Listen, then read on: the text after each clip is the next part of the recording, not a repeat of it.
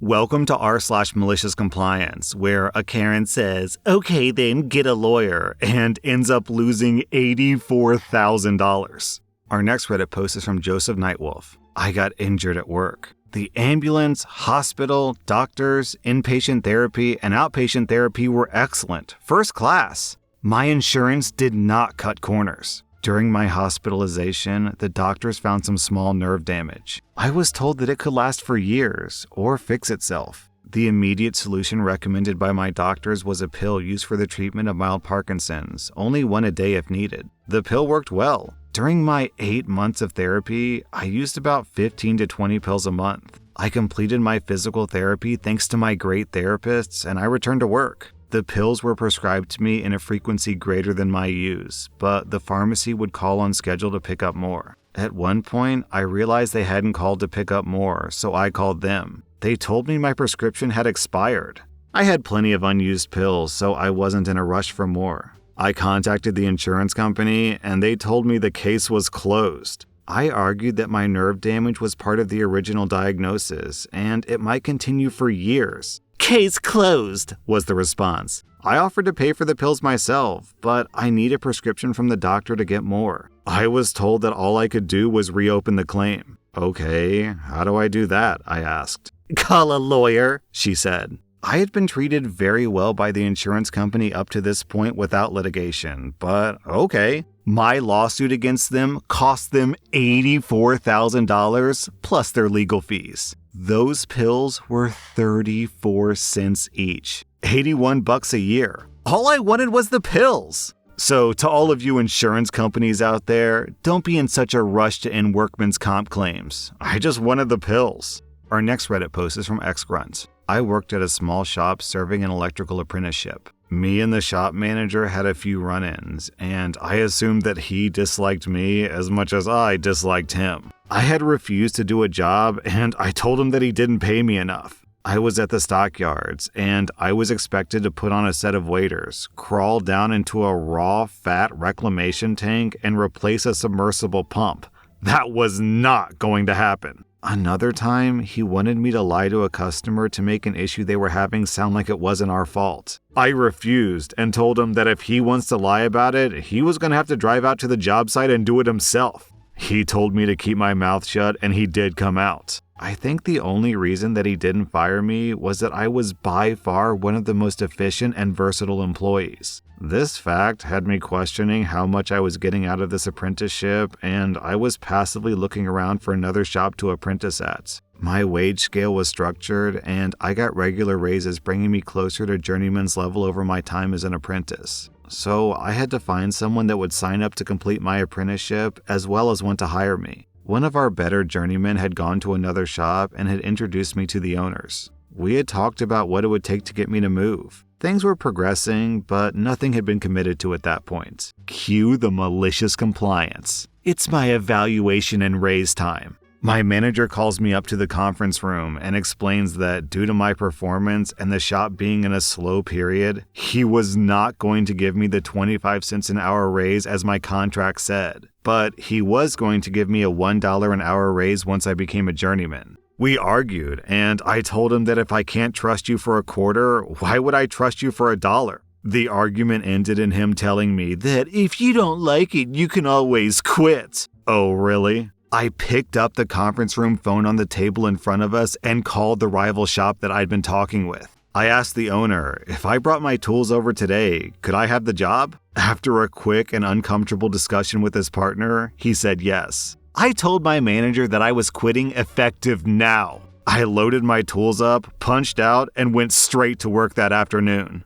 Man, OP, dropping gems of wisdom here. If I can't trust you for a quarter, why would I trust you for $1? That feels like the type of sentence that should be, like a euphemism. Like a famous quote that people say to get the point across in some profound way. Like, in for a penny, in for a pound, or he who waits is lost. Also, OP, what an awesome way to quit, man. Calling up a rival company and getting the job in front of your bad boss's face? Ugh, your boss must have been fuming. Our next Reddit post is from Brooklyn is Queer. Here's a story about my dickhead supervisor, Kathy. So I work at a Canadian coffee chain called Tim Hortons, basically Canadian Dunkin' Donuts. I was about halfway through my shift the other day when Kathy comes up to me while I was busy and says, "You're staying late because you owe me a favor," and walked away. Someone had called in sick and she wanted me to cover part of their shift. Now, if I stayed late, I'd be working 12 hours. And I'm on my third day working out of 5 and had to be up early the next day for another shift. Not to mention, I didn't even owe Kathy anything. The favor she's referring to is when she sent me home early because we weren't busy, which she had to do or she would get in trouble. Now, in Canada, an employer can't force you to stay later like that. So I walked up to Kathy when I had a free moment and said, "If you want me to stay later, you can ask me properly. I don't disrespect you, so I expect to be given respect in return." Kathy gets snippy. "Oh, calm down. I was just joking with you." I was about to fight back, but a light bulb went off in my head. I walked away and continued my work. When the people in the next shift started showing up, I ran my plan past them and they gave me the go-ahead. Cue malicious compliance. Instead of staying later, I went home at my normal time. I didn't stay later because I hadn't agreed to anything. Nearly the second I sat down at home, I got a call from none other than Kathy. "Hello? Where are you? I said you were staying late today." "You said you were joking." "Yeah, joking with how I asked, but I figured you needed hours and you weren't gonna say no, so I assumed you'd stay." "I can't. I'm busy. This is why you should have asked properly." Click. Kathy had to cover my shift. The worst part is I probably would have considered covering that shift if she had just asked me nicely, but I'm a petty B-word. Our next Reddit post is from Pressure Crocker. "I used to work at a diner on the weekends. To-go coffees are served in styrofoam cups and only come in one size, 12 ounces. A trucker came in for breakfast and he asked for a big coffee to go. Again, they only come in one size, so I sold him a 12-ounce coffee and gave him his cup. Usually, we leave space in the cup in case people want to add cream, but I filled his up all the way. Then, my manager pulls me aside in front of him and reprimands me for not giving him a big coffee like he asked for. All the while, the customer is nodding and smiling. When I asked my manager what she would like me to do because we only have coffee cups in one size, she tells me that I should have known that I was supposed to use a styrofoam soft drink cup instead. Those cups are 30 ounces. In my entire time working there, we have never done that. There's also no option on the register to charge someone for a 30-ounce coffee. But the customer was upset, so my manager made up a non-existent rule on the spot and belittled me to make him happy. She threw me under the bus. You'd be surprised how many customers ask for big, large, jumbo, huge, enough to fill a 10-gallon coffees every day. It's usually a joke, followed by some comment about them being tired. They aren't really asking about coffee cup size. They're just trying to make conversation and use silly words. So, for the next several months, I proceeded to give every single person who made a comment about coffee size a 30-ounce coffee and charge them for a 12-ounce coffee. That coffee maker was constantly going. I mean, constantly. We were going through bags of coffee like crazy. Almost as if we were selling nearly 3 times as much coffee without making more profit from it. Down in the comments, me walking in with a 10-gallon fish tank. Can you top me off? And OP replies, "How many creams would you like?" Now I'm imagining like a bunch of fish swimming around in a fish tank full of coffee. Those fish would be absolutely wired. Our next Reddit post is from Pickles McWaffle. "I work for a small moving company in my city. We move furniture and decor to many different places throughout the city. We got a call about moving a large load of bookshelves to a rather large industrial building. We loaded up 2 18-foot box trucks full of shelves and were ready to move. When we arrived at the building, we pulled around to the loading dock and began offloading the shelves. As we were bringing stuff off the truck, I went to building security to open the door. There had been a recent string of shootings in our area, and everyone was locking all the doors. The people there handed me a doorstop and told me I could prop the door open since we had a large load. So I propped the door open and we got going. Before we even had the first pallet off the truck, the building's maintenance manager came running towards us. He screamed at us, "What are you doing? You can't have that door propped open!" Now, this guy looked like he was somewhere between the ages of 76 and 105. He was as red-faced as I've ever seen anyone. I calmly told him that security gave me a doorstop and told me that since we have such a large load, we could keep the door propped open. Of course, he wasn't having it. "I don't care what security told you. You cannot have this door propped open." At this point, my Native American temper got the better of me. I replied, "Yes, sir." I walked over to the door and picked up the doorstop. I walked back to security and explained the situation. They rolled their eyes and explained that this crotchety old fossil was always causing problems all over the building. They told me that I could still prop open the door, but now I was mad and feeling petty. He doesn't want us to prop the door open? Alrighty then. There was a buzzer outside of the door, so I buzzed security asking them if they could open the door. Well, guess whose office was right by that door, and thus, guess who security called to open that door and let us in? That's right, the fossil man who was 2 days older than dirt. He opened the door and let us in. We made our delivery and came back to grab another pallet. I again buzzed security and they again asked Fossil Man to let us in. This happened twice more before Fossil Man stopped me and said, "You know, if you wanted to keep that door open, you can since you have such a big load." I replied with the biggest smile on my face. "Oh no, sir, that door can't be propped open. I wouldn't want to upset anyone by doing that." He looked at me with a look on his face that was somewhere between murderous and the realization that he had made a huge mistake. 18 pallets later, we had the load delivered. And every single time, guess who had to let us in? It took us a little over 2 hours to get everything finished. After we delivered the last pallet, I poked my head into Fossil Man's office and said, "Thank you so much for your help."